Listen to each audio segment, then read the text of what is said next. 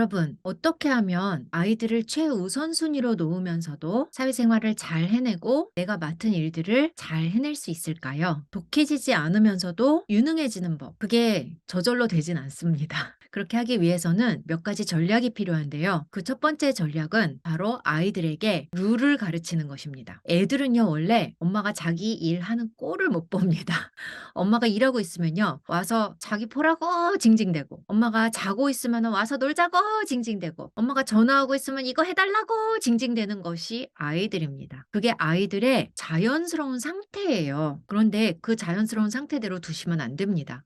우리가 아이들을 키울 때 여러 가지 사회적인 룰들을 가르치잖아요. 예를 들면 사람 많은 곳에서는 이렇게 행동하는 거야. 졸리면은 밤 되면 불 끄고 누워서 자는 거야. 밥 먹을 땐 이렇게 하는 거야. 세수는 이렇게 하는 거야. 하고 우리들은 룰들을 아이들한테 계속 가르치거든요. 그런데 그런 룰들을 가르치면서 엄마가 일할 땐 이렇게 하는 거야. 엄마가 전화할 땐 이렇게 하는 거야. 라는 룰을 안 가르치는 부모님들이 너무 많습니다. 그 룰도 같이 가르치세요. 엄마가 일할 때, 엄마가 바쁠 때, 엄마가 밥 먹을 때, 엄마가 주무실 때 이렇게 하는 거야. 라는 룰을 아이들에게 가르치셔야 됩니다. 아이 때문에 쩔쩔매는 것과 아이한테 쩔쩔매는 것은 다르다고 봐요, 저는. 그 두 개가 다르다고 보는데 아이 때문에 쩔쩔매는 것은 다른 사람들의 인식이에요. 아, 저 사람은 애 때문에 출장도 못 가. 저 사람은 애 때문에 회식도 안 갈라 그래. 저 사람은 애 때문에 맨날 칼퇴야. 그것은 다른 사람들의 인식인데요. 제가 살아보니까 그런 인식에 너무 신경 쓰지 않아도 되더라고요. 제가 예전에 저도 사회 초년생일 때 너 애 때문에 출장 안 간다는 소리 하지 마. 너 애 때문에 해외 연수 안 간다고? 너 그러면 되게 무능해 보여. 네, 그런 프레셔가 되게 많았어요. 그래서 그 당시에는 정말 많은 것을 희생하고 안 가도 되는 출장, 안 가도 되는 연수를 갔습니다. 근데 제가 살면서 깨달은 게 뭔지 아세요? 나한테 그렇게 프레셔를 주던 사람들이 내 애에 대해서 책임은 전혀 지지 못할 사람들이라는 것을 알게 됐어요. 그걸 어떻게 알게 됐냐 하면은 한번 해외 연수를 갔는데 제가 죽을 뻔한 일이 있었어요. 너무 위험한 곳으로 가서. 그런데 아, 이러다가 내가 죽겠구나라는 생각을 할 때에 내 주변에 있던 나의 직장 동료들 중에 내가 죽고 나서 내 자식을 대신 키워줄 사람은 이 중에 하나도 없구나라는 것을 그때 제가 깨달았습니다. 그래서 이 사람들이 나에게 애를 희생하고 네 커리어에 최선을 다하라라는 프레셔를 줘왔었는데 그 프레셔에 내가 너무 연연해 할 필요 없다는 것을 제가 그때 깨달았습니다. 그래서 그다음부터는 사람들의 그런 인식에 더 이상 신경을 쓰지 않게 되었어요. 왜냐하면 결정적인 순간에 그 사람들은 다 자기 인생을 살 사람들이지 나를 대신해서 내 애를 키워줄 사람들은 아니더라고요. 아이 때문에 쩔쩔매는 것은 다른 사람들의 인식입니다. 그것은 나의 실제가 아니에요. 그거는 다른 사람들의 인식이고 그것에 내가 신경 안 쓰면 돼요. 신경 꺼버리세요. 조까라고 하세요. 네, 교수가 이런 말 쓰면 안 되죠. 그런데 아이한테 쩔쩔매지는 마십시오. 아이한테 쩔쩔매는 것은 나의 실제입니다.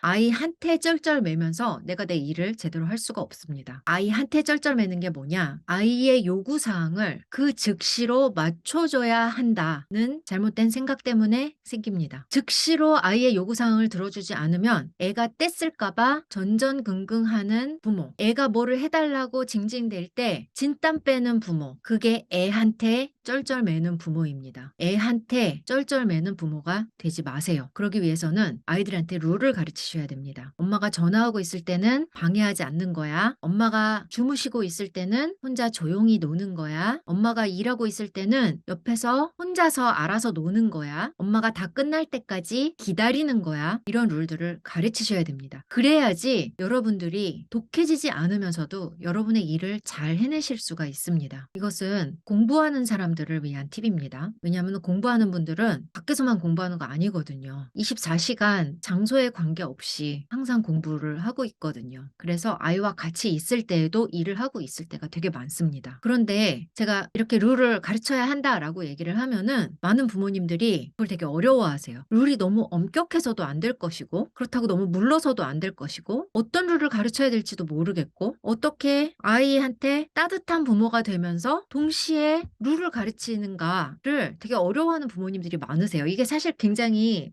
밸런스를 잘 맞춰야 되는 굉장히 어려운 일이기는 합니다. 내가 아이한테 충분히 공감해 주고 아이의 소리에 귀 기울여 주고 아이한테 관심을 가져 주는 동시에 어떻게 내가 아이한테 따뜻함을 표현하는 동시에 아이가 무엇을 요구했을 때 "노"라고 얘기를 할 수 있는가. 네, 사실 그 두 가지는 다른 거거든요. 아이한테 공감하고 따뜻하게 대하는 것과 아이에게 룰을 만들어서 지키게 하는 것은 두 가지 동시에 하실 수가 있습니다. 근데 많은 부모님들이 그 두 가지 동시에 하는 것을 되게 어려워하세요. 그런 부모님들을 위해서 제가 좋은 팁 하나를 드릴게요. 프랑스 아이처럼이라는 책이 있습니다. 제가 본 모든 육아책 중에 가장 도움이 많이 된 책입니다. 저도 오은영 박사 TV 프로그램 좋아하고요. 오은영 선생님이 쓰신 책도 많이 읽었어요. 그런데 저희 아이들이 특별한 문제 행동이 있거나 치료가 필요한 아이들은 아니잖아요. 그래서 그냥 일상생활에서 그냥 평범한 일상생활에서 어떻게 육아를 더 잘 할 수 있을까에 대해서는 저는 오은영 선생님의 책도 유익했지만 가장 유익했던 책은 프랑스 아이처럼이라는 책이었어요. 이 책은 어떤 미국인 기자가 쓴 책인데요. 이 사람이 이제 아기 엄마예요. 이 사람이 일 때문에 프랑스에 가서 살게 됐대요. 그래서 프랑스에 가서 살면서 프랑스 엄마들이랑 놀이터에서 플레이데이트를 했어요. 아이들 데리고 나가서 애들은 놀고 엄마들은 앉아서 수다 떠는 그런 플레이데이트를 했는데 자기만 계속 애를 잡으러 뛰어다녀야 했다는 거예요. 다른 프랑스 엄마들은 다 대화를 방해받지 않고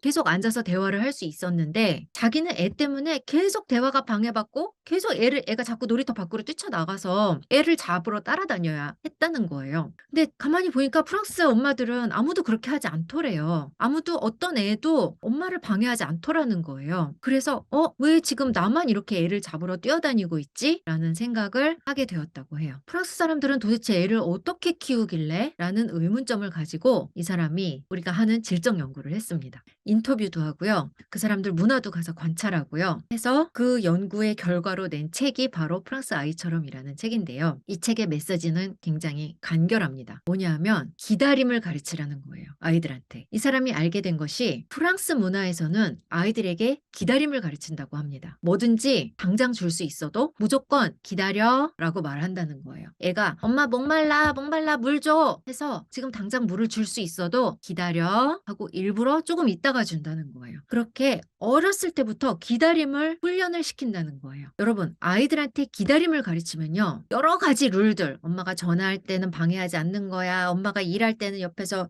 그냥 혼자서 노는 거야. 이런 각각의 룰들이 다 필요가 없어집니다. 그냥 기다려 한마디로 많은 것들이 해결이 돼요. 그래서 내가 어떤 룰을 정해야 될지 모르겠어요. 얼마나 엄격하게 해야 될지 모르겠어요. 이게 얘 발달 연령에 맞는지 모르겠어요. 고민되시는 분들은 기다림을 가르치는 것 하나만 성취하셔도 성공하는 겁니다. 아이들한테 기다림을 가르치면요. 룰을 강제하지 않아도 굉장히 많은 문제들이 해결됩니다. 애들이 기다릴 줄 알면요. 부모가 정상적인 어른의 생활을 하실 수가 있습니다.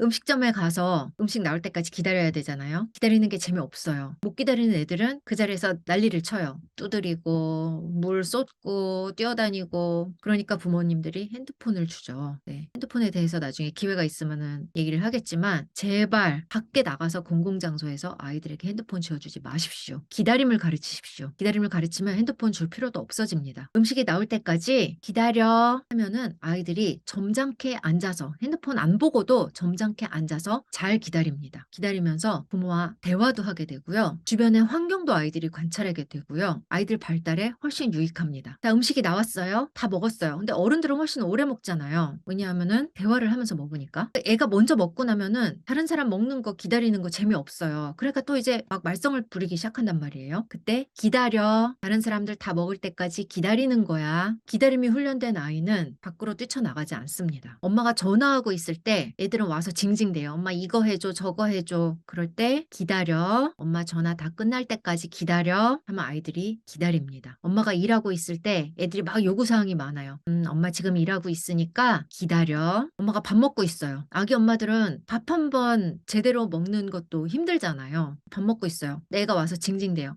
엄마 지금 밥 먹고 있으니까 엄마가 밥 다 먹을 때까지 기다려. 엄마가 자고 있어요. 잠깐 자고 일어날 테니까 조금만 기다려. 정말 정말 이 기다림의 룰 하나로 굉장히 많은 문제들이 자연스럽게 해결이 되고요. 그 아이한테도 유익합니다. 기다릴 줄 아는 아이들이 성공합니다. 물론 이것을 악용하시면 안 돼요. 저는 여기에 제 영상을 듣는 청중이 정상적이고 상식적인 부모님이라고 생각을 하고 얘기를 하는 것입니다. 기다려 해놓고 며칠씩 기다리게 하라는 얘기가 아니에요. 그건 학대입니다. 기다려 해놓고 그 후에 약속을 지키지 않으면 아이의 신뢰를 잃게 됩니다. 그래서 기다리라고 한 후에는 반드시 그 약속을 지키셔야 합니다. 아이의 기다림이 끝났을 때 네가 요구한 것을 내가 들어주겠다라는 약속을 반드시 지키셔야 됩니다. 그렇게 해서 부모와 아이 간의 신뢰를 쌓아가면서 기다림을 가르치셔야 합니다. 여러분, 아이한테 쩔쩔매는 부모가 되지 마십시오. 여러분들의 일을 잘 하려면, 여러분들이 공부를 잘 하려면 여러분의 가족들, 아이들이 여러분의 라이프 스타일에, 여러분의 일에 적응을 해야 됩니다. 공부를 하는 직업의 좋은 점은 집에서도 할 수 있다는 거거든요. 저는 집에서 정말 일을 많이 합니다. 그런데 그렇게 할 수 있는 이유가 아이들에게 엄마가 일할 때는 방해하지 않는 거야 라는 룰을 아주 아기 때부터 가르쳐 왔기 때문에 그것이 가능했습니다. 아이들에게 룰을 가르치는 것은 아이에게도 부모에게도 유익합니다. 룰을 가르치는 것이 어려우시다면 기다림을 가르치시면 됩니다. 다음번에는 두 번째 전략으로 또 찾아뵙겠습니다.